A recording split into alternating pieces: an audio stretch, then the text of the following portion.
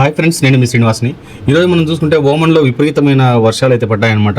దీనికి గల కారణాలు అలాగే ఇక్కడ జరిగిన పరిస్థితుల గురించి మనం ఈ వీడియోలో మాట్లాడుకుందాం. ఓమన్లో ఇటీవల సంభవించిన భారీ వర్షాలు మరియు వరదల వల్ల ఏర్పడిన పరిస్థితి గురించి మనం ఈ వీడియోలో మాట్లాడుకుందాం.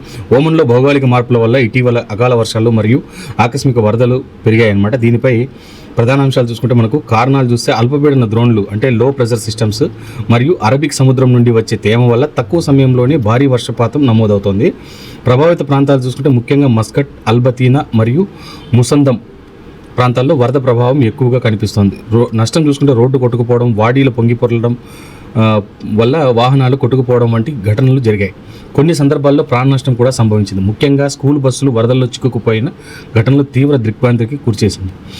ప్రభుత్వం చర్యలు. ఓమన్ ప్రభుత్వం తక్షణమే స్పందించి రాయల్ ఓమన్ పోలీస్ ఆర్ఓపి మరియు సివిల్ డిఫెన్స్ అంటే సిడిఏఏ ద్వారా సహాయక చర్యలు చేపట్టింది. విద్యా సంస్థలకు సెలవులు ప్రకటించడం మరియు వర్క్ ఫ్రం హోమ్ ఇవ్వడం ద్వారా ప్రాణ నష్టాన్ని తగ్గించగలిగారు. వాడీలు. ఓమన్లో వరద వచ్చినప్పుడు వాడీల వద్దకు వెళ్ళడం అత్యంత ప్రమాదకరం. వీటిని దాటడానికి ప్రయత్నించే క్రమంలో ఎక్కువ ప్రమాదాలు జరుగుతున్నాయి. ఫ్రెండ్స్, ఇక్కడ యాక్చువల్గా వీళ్ళు వర్షం కోసం కృత్రిమంగా ఎక్కువగా ఏర్పాట్లు చేస్తుంటారనమాట.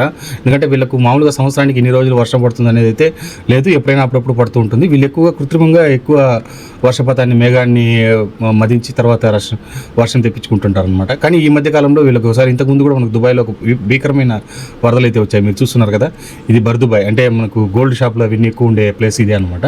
ఇలాంటి చోట కూడా వర్షం అయితే విపరీతంగా పడి వరదలు అయితే వచ్చాయి. ఈ విధంగా మనకు ఇప్పుడు ఓమన్లో అయితే విపరీతమైన వర్షం అయితే కురవడమే కాకుండా అదే విధంగా రోడ్లు మొత్తం దీంట్లో కొట్టుకుపోవడం ఇట్లాంటివన్నీ జరిగాయన్నమాట. చాలా ఇబ్బందికర పరిస్థితులు అయితే అక్కడ ఉండే ప్రజలు ఎదుర్కొన్నారని చెప్పొచ్చు. ఇంతే ఫ్రెండ్స్, వీడియో నచ్చింటే లైక్ చేసి, షేర్ చేసి, సబ్స్క్రైబ్ చేయండి.